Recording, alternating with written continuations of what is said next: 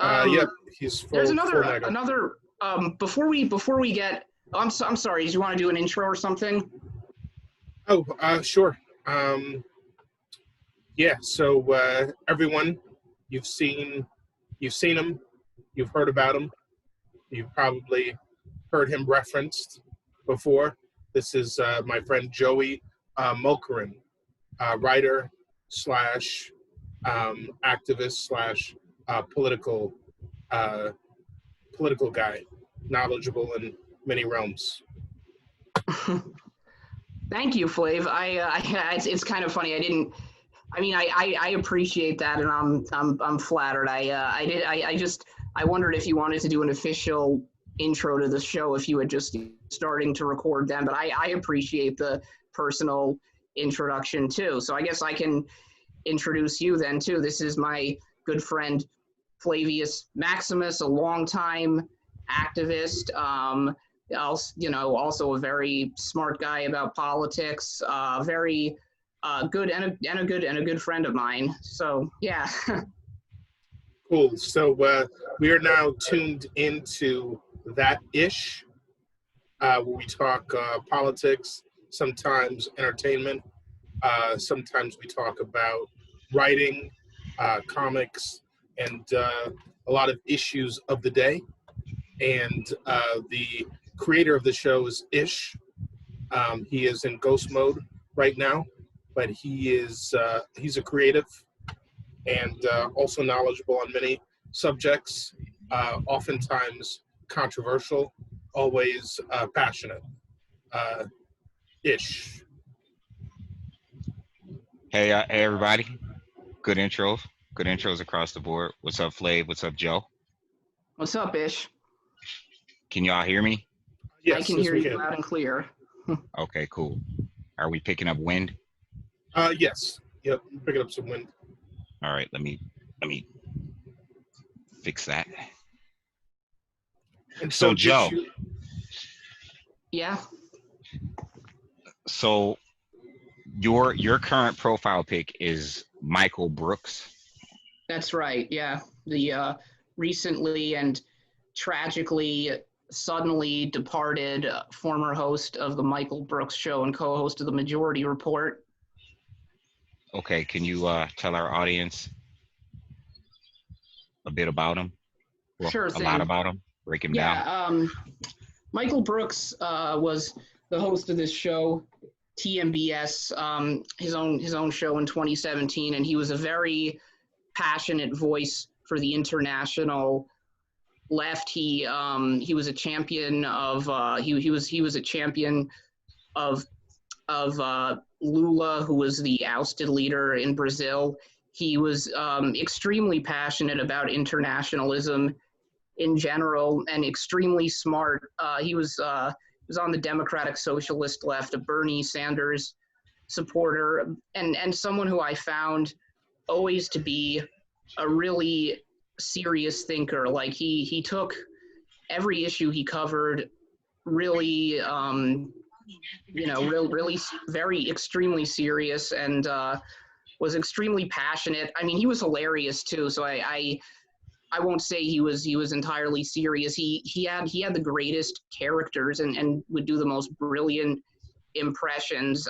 So he was not the dour, humorless type of leftist. He was very funny, very lighthearted, and comedic, but also brilliant, and also someone who was just sincere. And to me, that combination of wit, irreverence, and sincerity was just so rare, really, especially on the left. I feel usually you get like too much to one extreme or the other. Like either people are way too ironic and don't seem to take any issues seriously at all, or they're just like dour Chris Hedges types who have no sense of humor. But he combined those two qualities very well, and he was critical too of cancel culture, but he was also critical of the opposite tendency on the left, of the types of leftists who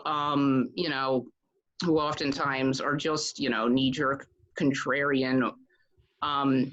and he just was really a brilliant guy, and really rare, I found, in political media in general, which is a field that's just rife with grifters, whether it's the left or the right. He was someone who was in it for the right reasons, and it's really tragic, because I think he had the potential, even though he came up through journalism and not academia, I think he almost had the potential to be the next Noam Chomsky. And it's really tragic that just about a week ago he died suddenly, of a blood clot in his throat. And his death was really devastating to me and to a lot of other people who knew him and were closer to him. And I really feel like I want to step my game up. Like, I wish I had the kind of confidence he did, because his views were very close to my own.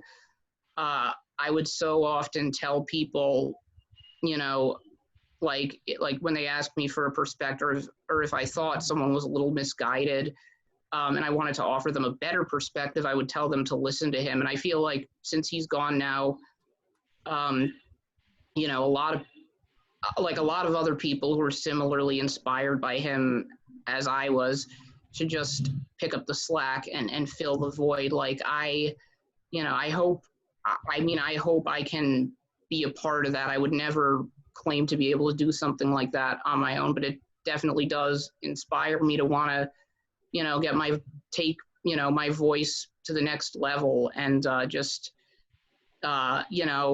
carry his vision of international socialism, of workers everywhere, sort of, fighting for that which unites them more than divides them, and just fighting for a better world. Sorry if I'm, rambling a bit, as I often do, but yeah, he was he was one of a kind.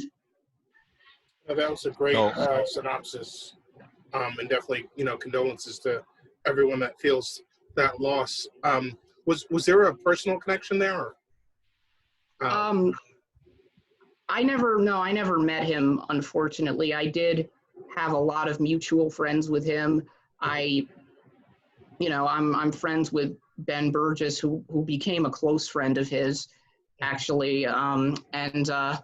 Unfortunately, though, I didn't get to meet him, and I really wish I had. I probably could have, because I was sort of, when I was living in the city, I was sort of in the same circles he was, and it's possible we may have been at a party at the same time, but I never talked to him. I feel like I knew him. It was one of those things where, you get to know, like, what someone says and their political outlook so well, you almost, it's one of those, things that almost feels like a personal loss in a way. Like the same way people might have seen, like, JFK or Martin Luther King as personal losses as well. And I know that's a bit of a stretch in terms of comparison, but just kind of like how when you just admire someone so much, you feel like you knew them.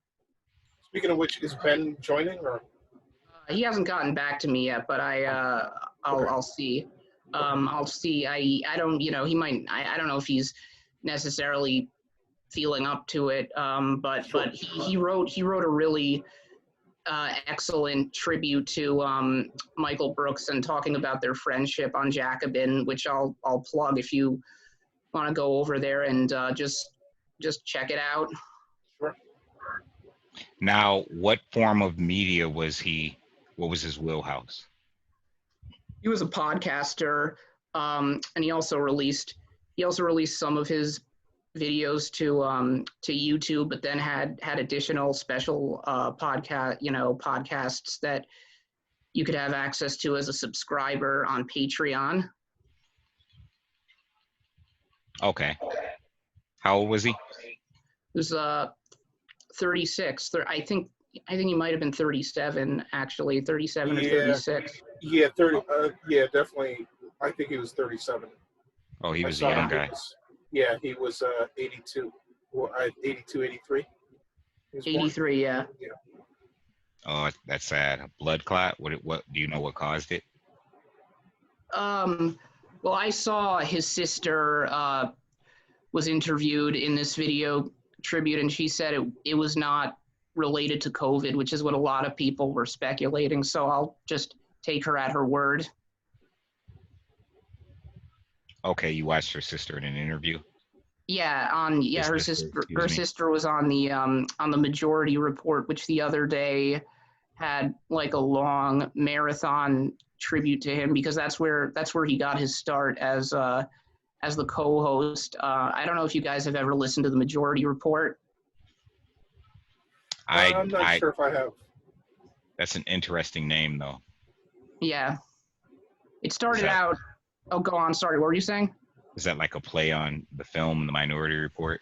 I think so, Obviously. yeah, because it started out first in 2004 as a show on Air America, which, you might remember as the very briefly lived attempt at liberal talk radio. And when Air America went under, Sam Cedar just continued the show on YouTube, and he kind of started out as just a mainstream liberal, but has sort of adapted to the times. He's very critical of the establishment Democratic Party. He's still probably closer to being, liberal or just a moderate social democrat than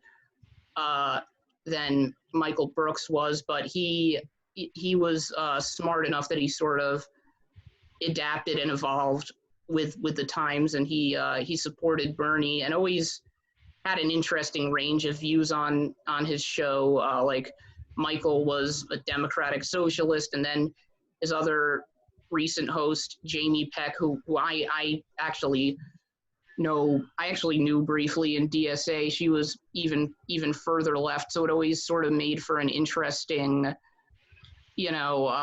sort of representation of the full range of liberal to left on there. And I always enjoyed his show as well. And he's he's still going too.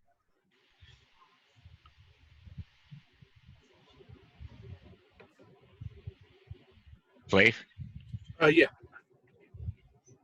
So, like, where? So I could watch his show still on YouTube, or I could listen to his podcast. Where, like, Yeah, you can. Majority Report. They release pretty much all of their videos to YouTube. I think, some of their stuff is subscription based, but Michael Brooks, yeah, you can watch his you can watch like a lot of his clips just going back a couple of years, and and there's more full versions available if you like and want to subscribe. Although, I mean, I don't know if they're having legacy subscriptions now, but you will get a pretty full idea just from watching what's posted there. was he part of a cast, or was it just like he was the host and? He was the main host, but he had a couple of he always had a couple of co-hosts that would be on, and then he had people who would come on for a regular segment, like my friend Ben Burgess, who would come on to do this segment called the debunk, where he would just debunk like either a shitty conservative or a shitty neoliberal centrist Democrat argument. And Joey, are you talking about the Michael Brooks show or the Majority Report? I'm talking about the Michael Brooks show. Okay. Is that what you were asking about, Ish, or were you asking about Majority Report? Well, he does both. Well, no, he was on. He started out on the Majority Report, and I think was a regular co-host there until about a year ago. But over the past year, was mostly just focused most of his time on his own show. There was about a year when he was doing both. But TMBS started in 2017. So PMBS is what? TMBS, the Michael Brooks. Oh, show. the Michael Brooks show. Okay. Yeah. Duh. I thought you said PMBS. Okay, so he started out on the Majority Report. That's what got him that's what got him known. Yeah, as Sam Cedars co-host. Now, is he controversial? Is his delivery controversial? I'm sure there was some controversies with him. You know, if you're a vocal figure on the left, you're bound to attract controversy. And he had various targets he went after. But I was actually surprised because I saw people from a whole wide range of viewpoints on the left having a rare moment of unity. And I think a lot of people, even if they didn't agree with him all the time, respected his voice. And he liked that because he was someone who could disagree strongly, could disagree fervently, yet I always had a generosity of spirit, always could be charitable to people he disagreed with, but would still tell you like pretty strongly where he stood. But he was capable of that, and that's something that I think is missing, and it's why the left, I feel, does such a poor job at movement building and at actually appealing to anyone, because we just treat each other so badly over the smallest disagreements sometimes, and that's one of the things I really do miss. I really think is gonna be missed about him is because he was that rare unifying voice. He was so just to me refreshingly above sectarianism. And how well was he known? Was he like, is he known amongst like mostly like political junkies, or did he have a pretty widespread base? Or He's mostly known among people just in the left online community. People who watch left YouTube videos, who are on left Twitter and just plugged into DSA. So yeah, I don't not so widely known, unfortunately. I wish he was more widely known, but definitely within the sometimes incestuous world of the left, he was.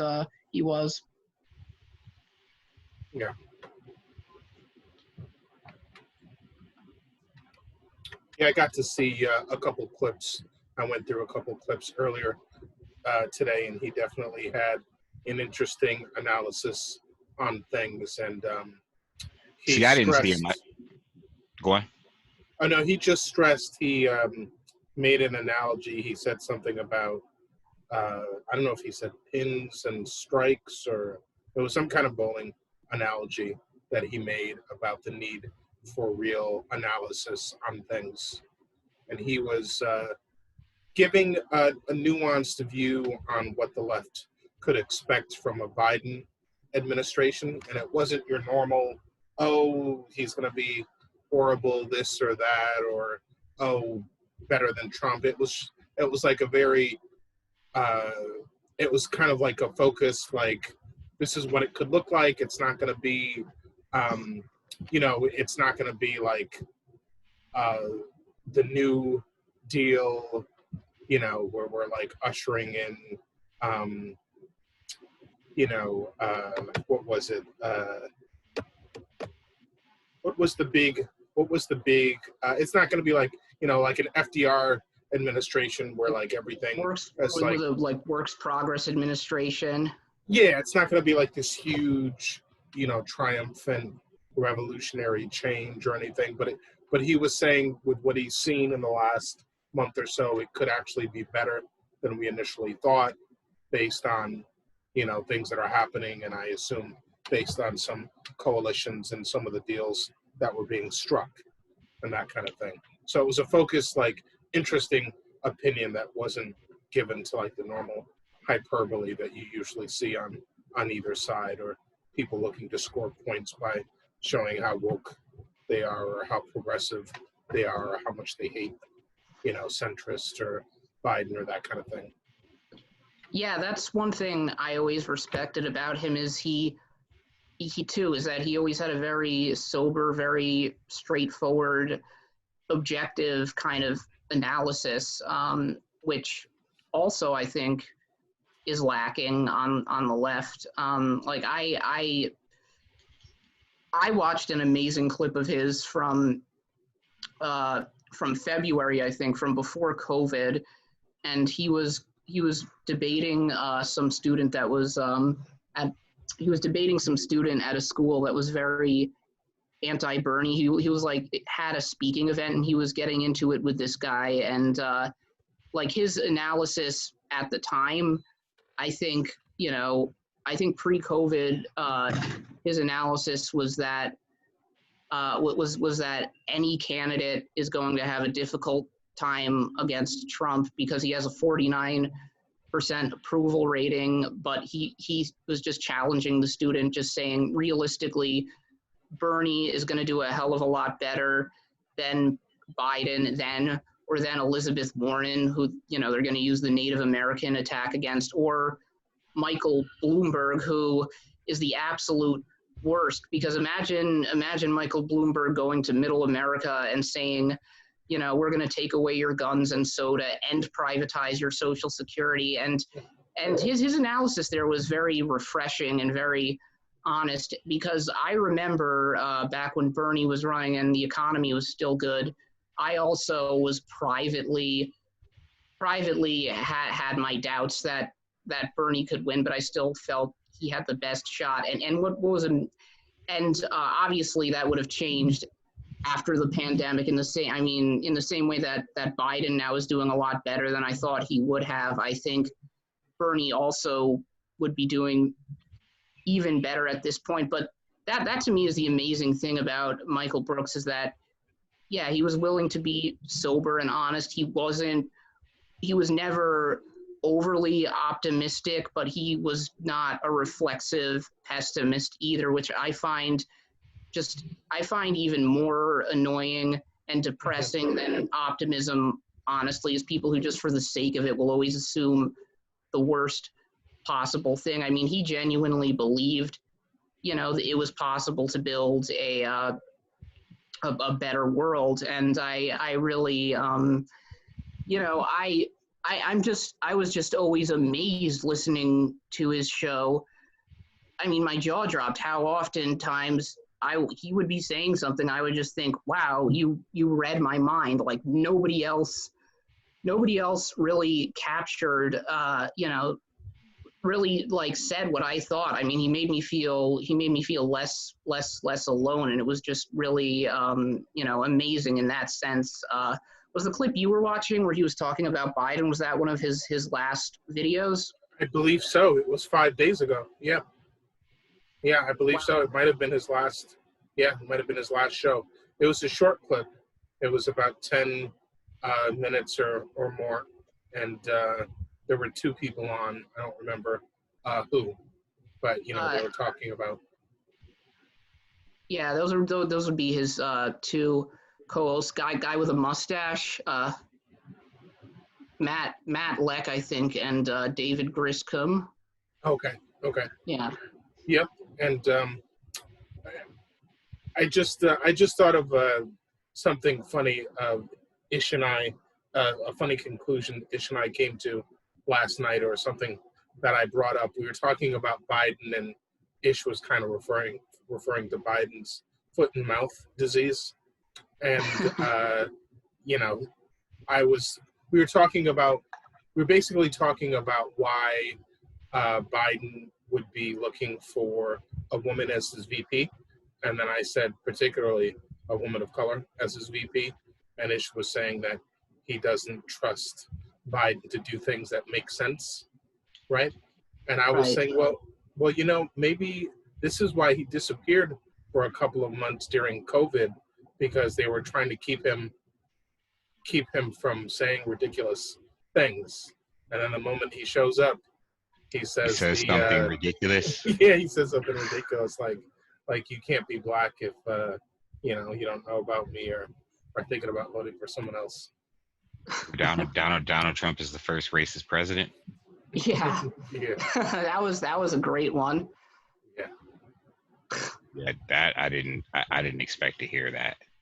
Like that's just out of touch. Yeah, it's like almost as if you had said it a different way. Like, what did I think Emily had said? If you had added 2 extra words to it, you could have gotten away with it. Like modern era. Yeah, like modern and overt, right? Yeah. The first like overt modern racist president. But I guess nuance is not necessarily the wheelhouse of Joe Biden.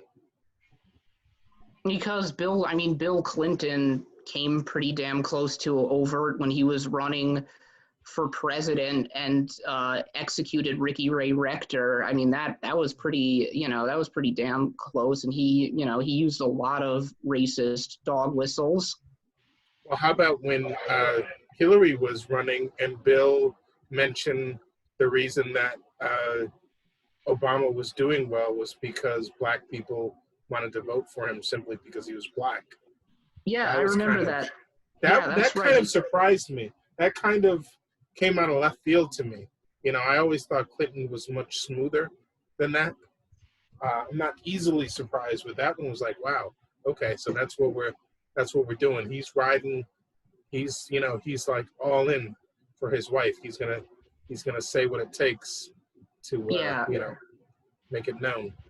Yeah, that was I think maybe, I don't know if it was conscious dog whistling at that point or not, because he had been a very smooth politician at one point, and even if it was at that point, it was pretty politically stupid, because if they already were losing black votes to Obama, then he just kind of ruined any chance they might have had to gain them back.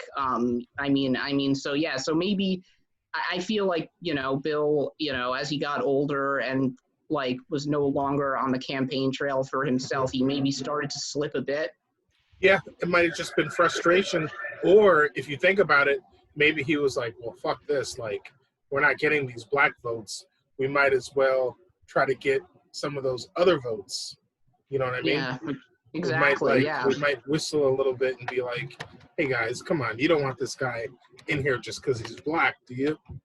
Because that's one of the ways Bill won, was like courting some of those votes on the right with the, who was it, Dick Morris, yeah. Yeah, Dick Morris pulled him to the right and stuff like that. So unfortunately, that playbook didn't work, decades later for his wife, but different times.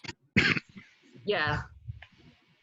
And that's what's interesting to me about how neoliberals beginning in 2016, really beginning with the Hillary Clinton campaign, adopted this pseudo woke rhetoric. And a lot of people now think that wokeness itself and identity politics are a function of neoliberalism. And that's not true at all, because they forget that when Bill Clinton was running, he ran to the center both on cultural issues and the economy. It was in a way the original incarnation of the DLC was both a repudiation of the like New Deal labor liberalism of the 30s and 40s, and the new left, the new left of the 60s and 70s, because they did run culturally very much to the center and to the right on crime. Did you say DLC? DLC, Democratic Leadership Council. Okay. Yeah. So talk about that. Elaborate on that, because that's something that it's a theme that I've been hearing. I've echoed it, but it's certainly something that I've been hearing lately, as far as so I've been hearing this theme of how liberals they don't look like the left anymore, and people are attributing it to Bill Clinton moving the party to the center, Barack Obama staying firmly in the center. And that's also a fear with Biden, that he's going to be certainly center of left, definitely opposite spectrum on the left that Bernie was on. So like talk about that. Like can you shed some light or give us some insight on your opinion on that? Both of you. Yeah, I think that's very much true. Actually, in some ways, it began before Clinton or Obama. I mean, Carter was very much a centrist president. He presided over a lot of deregulation and appointed Paul Volcker chairman of the Fed, who believed that the American standard of living was artificially high and that it had led to inflation and he was chairman of the Fed during Carter appointed him, but then he stayed on through Reagan's first term and basically pursued such a tight money policy to reduce inflation that it allowed the recession in the early 80s recession to be very severe. And the economy recovered, and by 84, Reagan was able to win in a massive landslide. But he succeeded beyond his wildest dreams because American wages have never risen to the level they were before that. And I think that that was happening, and that was a direct result of Carter. But I think there was this mindset as Reagan was president that Democrats were just had either moved too far to the left or they were too associated with the counterculture to win. First when Mondale almost lost 50 states, just barely won his home state of Minnesota and DC, and then in 88 when Dukakis lost, and out of this void, Bill Clinton came and won in 92, and centrists have always pointed to Clinton's victory to try to claim that Democrats needed to move to the center because the country was right wing, but actually that's really not accurate. I mean, Walter Mondale in 84 ran a very centrist campaign where he was trying to get to Reagan's right on the deficit by just saying that his tax cuts were ballooning the deficit, which was true, but that's not what liberals used to campaign on. And then when Clinton was president, and this is why what you said, Ish, was very true. Liberals are not like what they used to be. Bill Clinton ended up. Are you there? It sounds like you're feeding back. No, I'm here. That was Mike. Yeah. Okay. Sorry about that. Yeah. That was not me. I did not move. But Bill Clinton basically governed to the center. I mean, we all know about NAFTA and welfare reform, and NAFTA directly broke the Democrats' relationship to labor unions. And in 94, as a result of NAFTA, unions stayed home and it allowed Republicans to take control of Congress. But the funny thing is, Clinton's victories in 92 and 96 are victories that centrists have pointed to claim the Democrats needed to move to the center. And I'm sorry, I realize I'm repeating myself, but like I said, they ignore that Mondale, when he was a senator, he had been very much a New Deal liberal, but he ran a centrist campaign in 84, and Dukakis also was basically a centrist.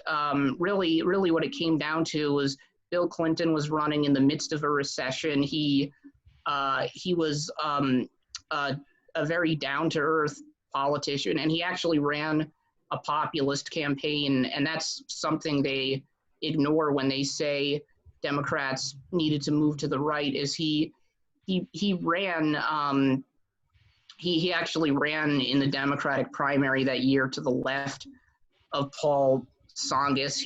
I don't think he ran at all the way he ran at all had any relationship to how he governed, and it was the same thing with Obama. And the weird thing is though, the way in which Democrats are not like the way Democrats used to be, in a sense, is that it because they were not because Republicans abandoned fiscal conservatism and they would balloon the deficit.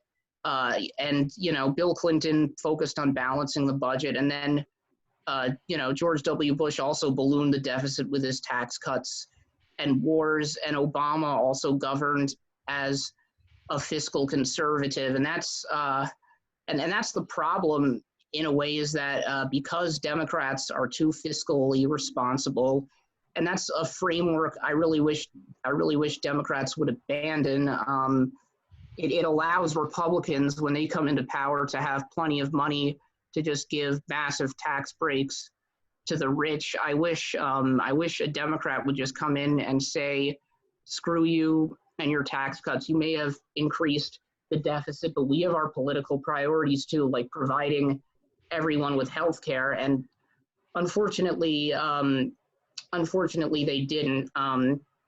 So that's a problem we're gonna have to live with for a while. And it's one thing I'm worried about with Biden. So I guess there's more to it than that, but I guess that's sort of my rough outline. If you want to add anything, Flav.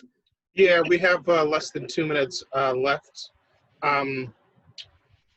Yeah, I mean, the way that Democrats have been pushing to the left, I think there was one point in The time right. where, pushing to the right. Sorry, thank you. The way the Democrats, unfortunately, have been pushing to the right instead of the left may have made sense when Bill Clinton was running for office, for better or for worse. That may have scored him the points that he needed to win. As far as governing, that's a different animal. But long story short, I feel like Democrats aren't good at reading the writing on the wall, and they've been stuck in this early '90s kind of viewpoint where they don't understand that like they're losing a lot of power and they're not inspiring anyone by pushing to the center or pushing to the right, and so they're not like amassing this diehard loyal base of diehard people who want to like go to the polls, want to wake up and vote, want to help get things done. So it's like we end up inspiring people with Obama, and then running definitely to the right of governing to the right of how he ran. And then after that, we have all these centrists trying to win. We burn the one person who's actually to the left who has something really inspiring, and we don't take advantage of the moment, and we keep getting our asses kicked by these fringe folks on the right who are able to like take up all this time and energy being the loudest folks in the room. And so we're not doing the exciting things that we should.